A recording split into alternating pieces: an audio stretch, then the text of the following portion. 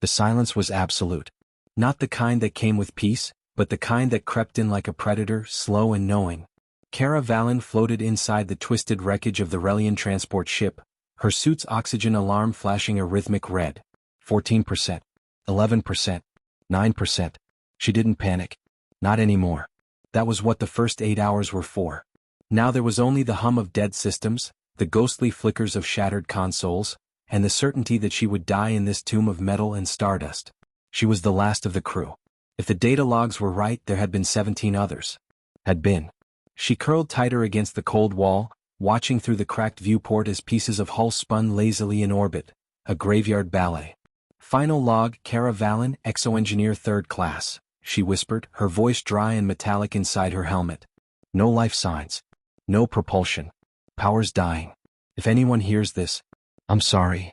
She paused. Not sorry I signed up. Not sorry I left Earth. Just sorry I never got to see it again. Nobody comes back from the void. Sector Theta 9 wasn't supposed to be a war zone. It was supposed to be safe passage, a neutral corridor between colonized systems. But the Vorkson didn't care about treaties. They struck fast, quiet, surgical. The transport never stood a chance. Kara had watched the hull rupture like foil, fire searing through decks faster than alarms could sound. She barely made it to the maintenance module before the rest of the ship lit up like a dying star. The Vorkson didn't even bother confirming kills. Because no one survives alone in Theta 9. Even the assembly had marked it red, no recovery. No response. No rescue. The galaxies had their protocols. And those protocols all said the same thing. Leave them. Too risky. Too far gone. Breath and then nothing. The oxygen dipped to 4%. Kara blinked slowly, eyelids dragging like anchors. Her fingers were numb. The HUD was blinking something, but she couldn't focus anymore. She'd accepted it. The quiet. The end. The way the universe made orphans of dreams. She closed her eyes and imagined Earth. Not as it was, but as she remembered it from stories. Open skies. Wind that smelled like rain. Gravity that kissed your bones gently. A world that didn't abandon you. Then the noise came. Oh, distant. Wrong.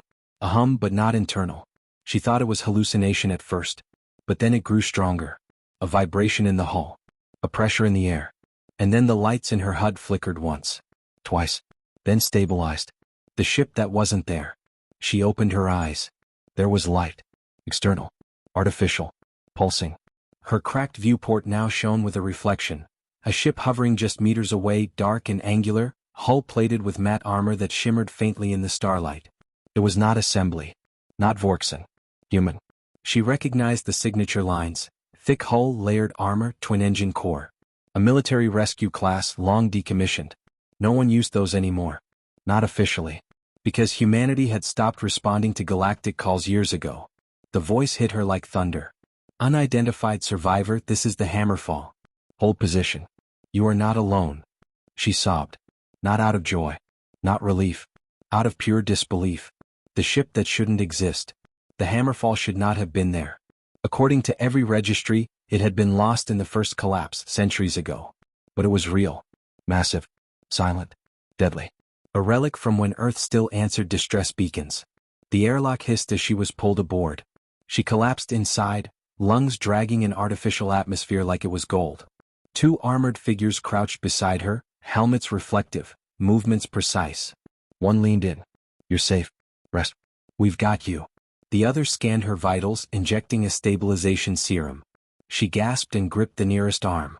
How did you find me? Why are you even out here? The helmet retracted, revealing a scarred woman with gray eyes and a stare like steel. Because we never stopped watching. We just stopped answering. The mission that never ended. Inside the Hammerfall was a world frozen in time. Manual controls. Analog redundancy. No AI.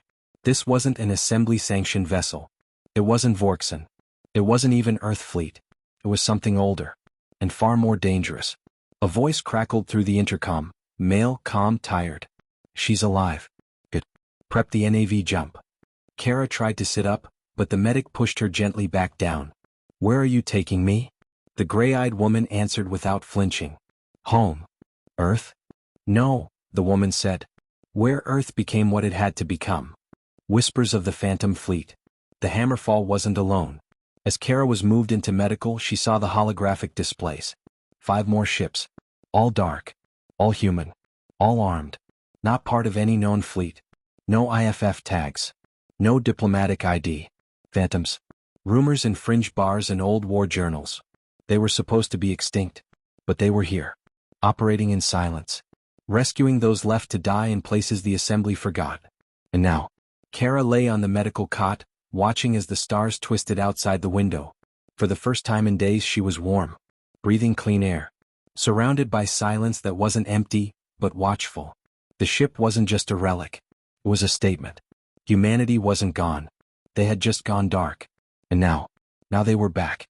The hum of the Hammerfall's engines was oddly soothing, deep, constant, like the pulse of something ancient refusing to die. Kara Valen lay strapped to the gurney, her head turned toward the window, still not trusting what her eyes told her. She had been ready to die. The universe had signed off on it. But somehow, impossibly, a ghost ship from humanity's past had brought her back. And it wasn't just a rescue. It was a declaration. A tall figure entered the med bay, broad-shouldered, black armor that seemed to swallow light, helmet in hand. "You're stable now," the woman from earlier said, nodding toward Kara. "Time to talk." Her name was Commander Lynn Voss. And from the sharpness in her eyes, she had seen far too much to care about protocols. "Nothing about this is standard."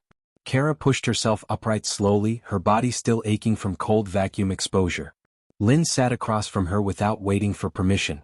"You don't know what we are," Lynn said. "Not really." Kara shook her head. "You're not Earthfleet. You're not Assembly approved. You're not anything I've ever seen." A flicker of something passed behind Lynn's gaze. Nostalgia? Regret? We used to be. What? But that was before the vote. Kara's breath caught. "You mean the exile vote?" Lynn nodded. "Yeah, that one." Earth never waited to be exiled. Kara had been a child when the Council convened to cast the most damning decision in galactic history. By a vote of 843-2, Earth was exiled. The charges? Disproportionate military advancements. Refusal to share neural AI tech. Genetic resilience that made humans unpredictable. The galaxy had decided Earth was too dangerous to belong. But before the decision could even be broadcast fully, Earthfleet had already begun withdrawing from the galactic network. "You think they exiled us?" Lynn said with a bitter laugh. "No. We left before they finished talking." Kara's voice was quiet. "Why?" Lynn leaned forward. "Because we saw the vote coming centuries ago. And we knew what we'd have to become. The ashes of diplomacy." The Hammerfall's corridors were dim, lit only by old strip lighting and flickering holographics. It wasn't sleek or pretty. It was efficient. Scarred. Purpose-built. Kara followed Lynn down toward the bridge, absorbing the sheer massive presence of the ship. It had the feel of a leviathan, something that didn't belong in peacetime. "We don't answer calls. We don't use quantum relays. We don't trade," Lynn explained. "We observe. We intervene, rarely. So why save me?" Lynn didn't answer at first. Then, "Because they were watching too." Kara frowned. "Who?" Lynn tapped a panel. A display bloomed to life, showing multiple alien fleets across Theta 9. Assembly tags. Even Vorkson signatures.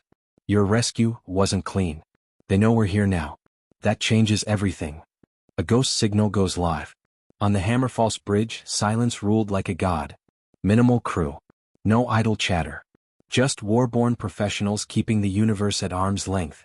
Lynn gestured toward the captain's station. "You're about to hear something very few outsiders ever have." Then she nodded once and an operator hit playback. The audio began with static. Then a voice, garbled but unmistakably alien, began to speak. "Repeat, human signature confirmed. Activate shadow containment protocol. Humanity has re-engaged. All ships to alert." Kara stared. "They fear you." Lynn didn't smile. "They should." The Phantom Fleet wasn't a myth. The Hammerfall was only the beginning. As the NAV charts unfurled, Kara saw the outline of the entire Ghost network. 30 ships. All human. All operating off-grid for over 60 years. Some were hospital ships. Others, orbital weapons platforms. A few, like the Hammerfall, were relics of the last Earth wars, built for annihilation. "Were the ones Earth never admitted to," Lynn said. "The ones they denied existed." "Why stay hidden?" Kara asked. Lynn turned her gaze to the stars. "Because visibility is a weakness. And because you don't use your sharpest blade until it's the only one left. The cost of intervening. A low chime broke the tension. A crewman approached. Ma'am. 3 Vorkson ships inbound. Intercept course. Fast. Lynn didn't flinch. Tell the Shade Wing to flank left. We'll meet them head-on. Kara's mouth opened, stunned. You're going to fight them? We're not going to fight them, Lynn said calmly. We're going to show them. The next few minutes moved in near silence. Smooth, practiced, inevitable. Kara was ushered to a side console, her view fed live tactical overlays. The Vorkson ships came in hot. But the Hammerfall didn't blink. It didn't run. It didn't threaten. It simply let them see. The moment that shook the void. As the Vorkson closed the gap, something shifted. The Hammerfall's hull shimmered, then fractured visually, revealing hidden weapons arrays larger than anything Kara had ever imagined. Weapons meant to crack moons. Silently. Instantly. But they didn't fire. Instead, Lynn activated an open channel. This is Commander Lynn Voss of the Hammerfall. Stand down. We have recovered one of our own. The Vorkson ships wavered. And then, they ran. 3 warships. Heavily armed. Gone in seconds. Not a shot fired. Kara turned to Lynn, stunned. Why didn't you destroy them? Because letting them live in fear does more damage. The rumors will spread. The galaxy thrived on whispers. And now a new one was born. The humans are back. Not the diplomats. Not the politicians. The old kind. The kind that came out of the dark, rescued their own, and made warships flee without ever lifting a gun. Kara watched the crew of the Hammerfall move with ghost-like precision, each one a relic of Earth's forgotten edge. These weren't soldiers. They were reminders. And the galaxy was about to remember everything it worked so hard to forget. The bridge of the Wanderlust was lit by a deep amber glow as emergency protocols activated across the ship. Avon's voice cracked through the comms, his tone hoarse from shouting but calm with practiced precision. Engineering, I need damage reports, now. Shields are holding but barely. We've got heat signatures closing in from the port flank. Rail, still tethered to the makeshift medbay, caught a glint of light on the outer hull through the viewport. He could barely move, but he had enough strength to reach for the communicator clipped to his chest. Avon, he croaked, they're not just probing us. This is coordinated. The Scourge wants to erase the last trace of me. And probably, you. Avon didn't flinch. Let them come. The Scourge ships darted like spears through the void, trailing trails of blue flame. These were not pirates or scavengers. These were executioners dispatched to finish what the Alliance couldn't, what the galaxy refused to admit, that Rael Vokrin, the exiled Vron noble, had survived his sentence. But the galaxy had made a second miscalculation. They didn't expect humanity to come. Not again.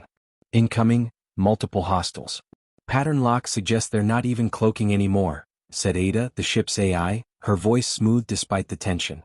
Bring us into the asteroid belt, Avon barked. We'll use the debris to scramble their targeting. No sane captain would go in there blind, said Cora, the weapons officer. Avon shot her a grim smile. Lucky for us we're not sane. The ship veered sharply, magnetic anchors engaging as the hull vibrated under kinetic stress. The Scourge followed, firing pulse rounds that fractured chunks of rock and left glowing trails through the void. But the human ship did not break. The Wanderlust had once been a mining barge, rebuilt in the shadow of Earth's forgotten shipyards. She wasn't fast, but she was durable. Her engines were designed to tow asteroid cores. Her hull could weather solar flares. And hidden in her underbelly, reverse-engineered from 1,000 different alien tech sources, was something very old and very dangerous. Rael's past, humanity's present. I was supposed to die here, Rael said, whispering more to himself than anyone else. Avon looked back from the command chair. You were supposed to be forgotten. That's worse. Rael nodded. Why did you come? Avon didn't answer right away. Instead, he tapped the screen, expanding a map of Ron space. Because we've seen this playbook before. Call someone a monster long enough, and no one notices who's really wearing the mask. He turned to face Rael. You were never the enemy. They just needed someone to blame when your planet refused to vote the way the Council wanted. Rael clenched his fist, eyes burning. And you risked war for me? Avon smiled, grim and unrepentant. We don't do silence. Not anymore. The heart of the void. Deep within the asteroid field, the Wanderlust powered down its main drives and drifted among the rocks. Camouflaged. Listening. But the Scourge wasn't searching. They were setting a trap. They're broadcasting? Cora muttered, adjusting frequencies. This isn't a signal. It's a lure. Rail leaned forward, wincing from old wounds. They're summoning something. Something worse than them. And then, there it was. A ripple in subspace. A bloom of distorted light. Something vast and ancient stirred behind the curtain of reality. Not a ship. A weapon. One that devoured stars and left only entropy. Humanity's hidden ace. Avon, we're not equipped to fight that thing, Cora warned. We've got maybe 10 minutes before it locks onto our signature. 10 minutes is all I need, Avon said. He tapped a final command into the console. From the belly of the ship, a cylindrical bay slid open. Contained within was Project Echo, a forbidden artifact once locked beneath Mars in an underground chamber older than Earth's first cities. Rail's eyes widened. That's Vron technology. You recovered it? No, Avon said. We perfected it. The device lit up, humming in time with something deeper than physics. A resonant pulse that seemed to rewrite the very fabric of the surrounding space. When the hunter becomes the hunted. The Scourge flagship fired first. Avon didn't wait. He activated Echo. A cascade of harmonic waves rippled outward. Every Scourge ship within range convulsed, lights flickering, hulls groaning under strain as ancient code infected their systems. And then silence. Dead silence. All power ceased. Every ship, dead in the void. Rail staggered back. What did you do? I reminded them, Avon said, that no matter how far they run, no matter how much they rewrite the rules, we still remember the old ones. And we know how to break them. Across the stars the message spread. A single pulse was transmitted. Not a cry for help. Not a warning. A statement. Humanity does not forget. Humanity does not kneel. And if you exile one of us, we bring them home. The Vron, the Scourge, the high councils of the spiral rims, every power that had once condemned Earth to silence, saw that transmission. And behind the message, the eyes of a man who chose mercy, not war. A race who came not to conquer, but to retrieve what was theirs. The dead silence of space was shattered not by sound, but by reverence. The Scourge, paralyzed in the vacuum, had nothing left to fire, nothing left to say. Across their fractured fleet, lights dimmed like dying stars. Those who survived drifted. Those who fought were undone by a weapon they couldn't comprehend, because it had no logic, no propulsion, no mass. It was built on memory and pain. Inside the Wanderlust, the pulse of Project Echo dimmed to a soft glow. It had rewritten the immediate space around them, locking Scourge vessels in an entropy stasis, unchanging, unaging, immobile. An old Vron failsafe designed for planetary justice. Adapted by human hands. Mercy through fear. Peace by reminder. Rail slumped back in his seat, staring out at the ruined field. You didn't destroy them. No, Avon replied. We just taught them the same lesson Earth was given. Rail turned slowly. What's that? That we're not supposed to survive. But we do. And we always come back louder. The Council reacts. Across the galaxy, the broadcast triggered shockwaves. Council Chairwoman Alerzek stared at the hollow feed with a trembling hand. Impossible, she whispered. The human ship should have burned in exile. It should have vanished like we intended, muttered Fleet Marshal Goraz beside her. That was the plan, wasn't it? The Chamber of High Races, Tarsin, Valari, Korath, Silyari, and the fractured Eswage Dominion, watched in silent, collective disbelief as the final Earth message repeated. You voted to leave us behind. So we left. You buried one of our own. So we came back with fire. If you want war, come. But if you want peace, ask with truth. No threats. No ultimatums. Just a line drawn in stars. The Tarsin ambassador stood. This will not go unanswered. To which the Korath delegation replied, You mean you'll provoke them again? You go ahead. We'll be on the opposite side this time. Earth responds to the galaxy. The EarthNet HQ was a glow of neural processing, an ocean of light and code. Director Mahira Vance stood before the central sphere, her hands behind her back as the galaxy's messages flooded in. Requests, pleadings, apologies, a few veiled threats. But no one dared raise a weapon. The diplomatic AI responded on her behalf. Humanity has reclaimed what was stolen. No reparations demanded. No ships requested. Only this, let those cast out find their way home. And behind that message was an unspoken one, don't make us come again. Rail's choice. Rail Vokran stood on the deck of the Wanderlust, healed now, though the scars beneath his skin would never fade. Not entirely. You're not going to Earth, are you? Avon asked quietly. Rail shook his head. Not yet. There's too much to fix. Too many exiles scattered like me. Too many truths buried. Avon nodded. Then we'll help you dig. No, Rail said, turning with a smile. You've done enough. You reminded the stars that I still breathe. That Earth still listens. He turned to face the stars. I'll walk the dark and light the beacons. One by one. The silence is broken. Across forgotten moons, old colonies, scattered outposts where human refugees had become myths, a ripple began. The exiled saw the message. And they knew. They were no longer alone. A single ship had carved open the silence. And now others would follow. The final warning. Some powers still watched. Still feared. The scourge rebuilt, quiet now, under new rulers who whispered only of restraint. The council fractured, some blaming humanity, others begging to learn from them. But none dared speak aloud what they all now knew. Earth would never beg again. In the end, it was never about war.